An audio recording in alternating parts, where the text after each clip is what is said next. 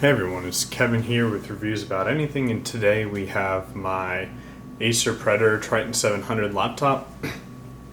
This is a follow-up slash update on this laptop here. So first I wanted to talk about one of the issues I've had, which is the F1 key right here. One day I opened the laptop and it was just loose. One of the little plastic pieces that clip on to the keycap had broken. So I called Acer and asked them if they could send in a new one, because this was just the little mechanism underneath the switch, there's two little plastic pieces that clip to the main deck of the laptop here. And then the keycap itself. And they said no, they can't do that. I didn't think they would. I was just hopeful. I've done repairs before on different laptops and electrical items. So one can hope, but they said they couldn't do that. It had to go to their certified tech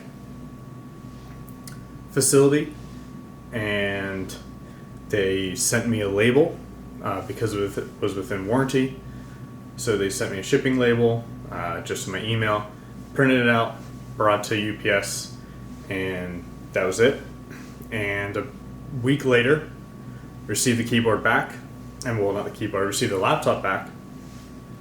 Nothing was different at all, of course. Everything was in perfect condition. Thank goodness. I'd hope so. But there's no scratches. I didn't have any scratches to begin with. So that was nice. And then it came with a piece of paper that said what was done to the laptop, and they actually replaced the whole keyboard deck instead of just replacing the plastic part that broke underneath here. I get that. Why risk having another one break and then having to send it back and back and back?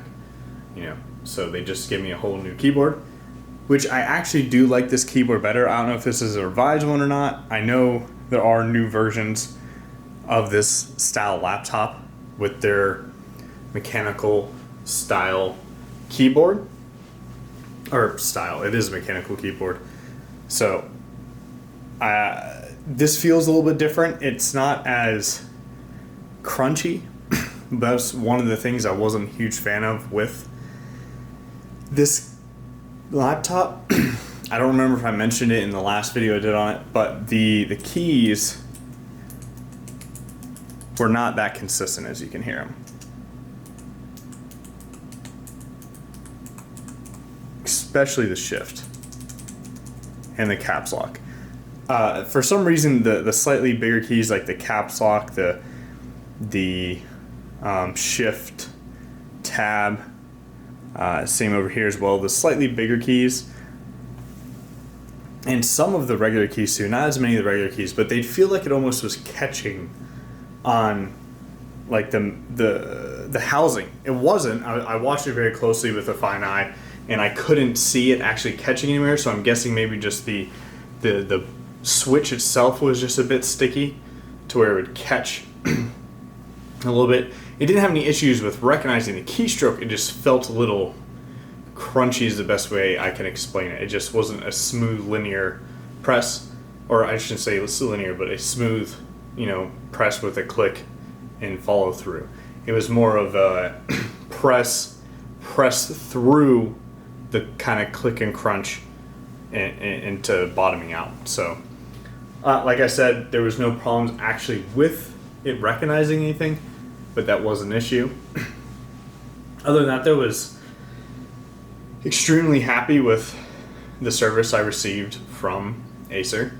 Like I said, one keycap, like I said, the F1 keycap came loose, and they promptly sent me a repair, or set up a repair, sent me the slip. I packaged it the way they told me to, sent it off, and it came back and it was in fantastic condition, and there's no issues. So that was really nice. So if you guys ever have any issues with an Acer laptop, they're super good about doing repairs. Granted, if that would have happened outside of warranty, I don't know what they would have done. This was inside of warranty, like I mentioned, so I can't claim to that. Other than that, everything has honestly been fantastic. Gaming performance is fantastic. This has a i7 7700 HQ in it and a 1080 Max Q in it. So it just, plays pretty much every game you want at full details. I play a good amount of Apex Legends, and in the recommended settings for that game, from what I've seen from most YouTubers, or not YouTubers, but most like Twitch streamers and other people that play a little more professionally than I do, and it's, as you can say, professionally, I continuously have 140 plus frames. This is a 120 hertz panel, so I could probably adjust a couple things and make sure I don't go over that 120. But other than that, every other game I normally play is great as well. PUBG, Battlefield 1, Grand Theft Auto 5, and other games like that. Grand Theft Auto 5, I pretty much max out almost all the way, max out a good bit, and not super concerned obviously with frames per second on that game. It's more cinematic, story-driven game, so I pretty much crank everything. And at 1080p, this is a 1080p panel, like I mentioned in the last video. But yeah, it's been a great laptop. If I was going to change anything, I would want much, much, much thinner bezels. These bezels are quite wide. They're honestly kind of absurd for a 15-inch laptop, but yet again, I do understand, they were trying to shift this keyboard down. Also, these top-mounted speakers and have enough cooling. The cooling, extends pretty much the whole width of this chassis. So, could they have made the bezel slimmer? Probably. Would cooling or some of the features suffer to have slightly slimmer bezels? Most likely. With those thick bezels, one thing that I have come across as an issue is like a laptop bag or case, or whatever you want to call it. This is a 15.6-inch laptop, but most 15.6-inch bags will not accommodate it, so you have to get a 17-inch, and then you have a little bit of wiggle room in there, but it's better than trying to force it into a 15-inch case. There are a couple out there that are fit, but I just felt it was better to get a 17-inch and have a little bit of wiggle room in there. So,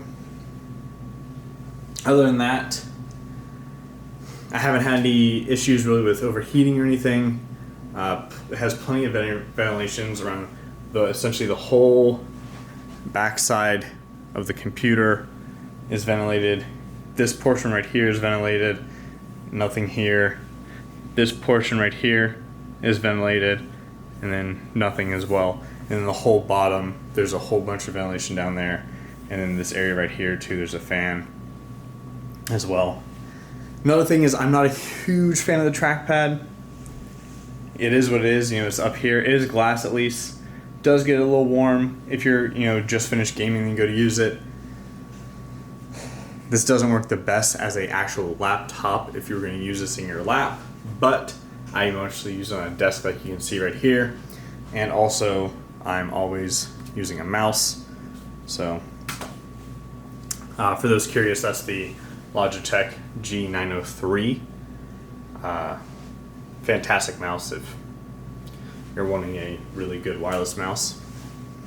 That is one thing that I also really like about this laptop. Right now I'm not doing it, but over here on the side, zoom in on it for you. Right there where that dongle is. Actually, I just have it in there because I've been traveling a little bit.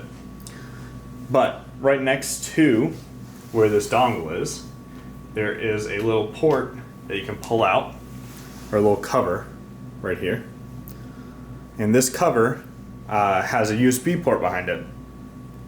And you can take these dongles, I'll show you right now, take it out, and you can put it in to this little hidden area, and it becomes flush.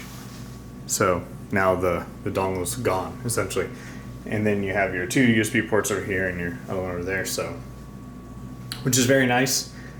I usually just leave this in so I don't lose it, but during travel I do usually put that in there so I don't knock around that Logitech receiver.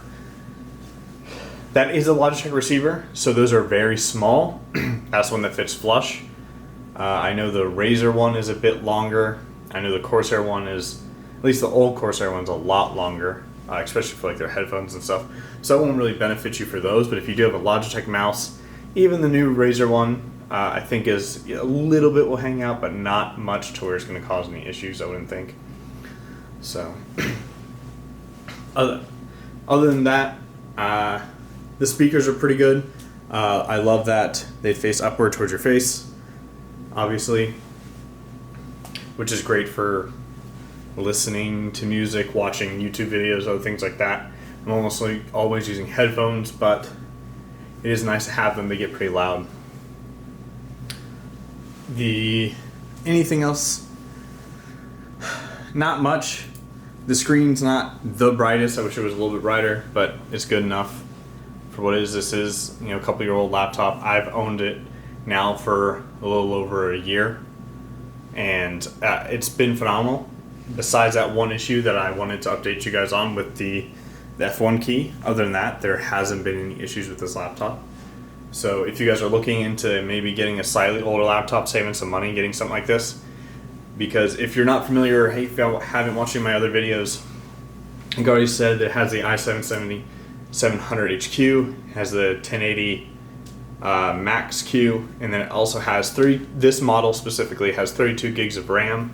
It has a 512 gig M.2 SSD, and then it also has the mechanical keyboard, full RGB customization, the glass trackpad up here, 120 Hz 1080p display, webcam, a RGB controllable fan right there, plenty of ventilation, super thin laptop. It's under, I think it's under 3/4 of an inch, around that. Full metal construction, full CNC aluminum chassis. Pretty easy to upgrade as well. Mine had one 512 gig SSD M.2 right here, roughly in this area. The screws come out from the bottom. This top deck actually lifts up. And then right here, there's a little copper plate, and I added a 1 terabyte SSD in there just for extra games and other things like that. So pretty easy upgrade. Already had plenty of RAM. I didn't see the need of doing that. I didn't see the need of adding anything faster. It's just standard 2 sticks of 16 DDR4, so it was plenty fast enough for me. I've never had an issue with this thing bogging down, even though I do open a tremendous amount of Firefox or Chrome tabs depending on what I'm doing. So I also have other things open in the background like Discord and what else? Steam in the background, and then of course Origin and other things like that. So it never had an issue with that bogging down on like the RAM side or the CPU side or anything. For another thing I've used this for, just a quick last mention, is I have used it a little bit for like 3D modeling / 3D printing stuff. I have Cura on here right now, and also SolidWorks does a fantastic job at that. Of course, and it's a 1080 Max Q, so very powerful graphics card. The i7 processor does a great job at just doing quick renders and quick models or manipulating models and stuff like that. So if you're looking for honestly, in my opinion, a very good laptop, I don't know how much they're running right now. I can put it in the description below. Just a link to Amazon. That's where I bought this one. I purchased it at $2,200 from Amazon. That also included the Acer AR headset.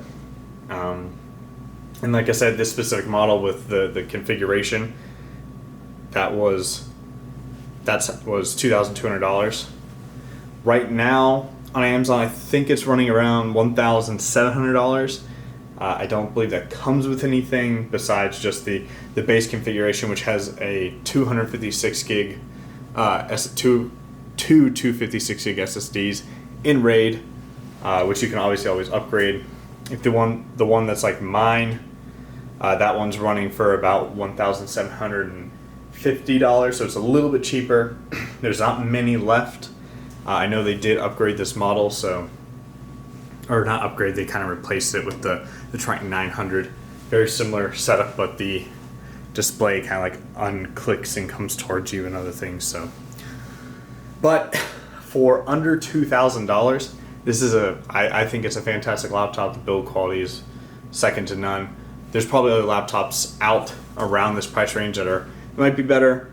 I know there's a couple like Acers that have, or not Acers, Asus's that have i7s and 2000 series graphics. If you're into, ray tracing, I guess, or cinematic games, that might be worth it. I've noticed a lot of laptops usually in that. Some of the laptops in the $1,500 to $2,000 range. Some are full metal construction, some are metal plastic, some are full plastic. So I'm a little leery of that. I've had problems in the past with hinges breaking because of full plastic builds. So that's why I decided to pay a little bit more and go with a full metal construction like this one. So yet again, like I said, I will leave that Amazon link below, so as prices change you can just click on it and see what it is now. So this is Kevin with reviews about everything. Like I said, if you have any questions, leave them in the comment section below. I'll try to get to as many of them as I can, and I'd really appreciate if you liked, subscribed to this video, and I'll see you next one. Thanks.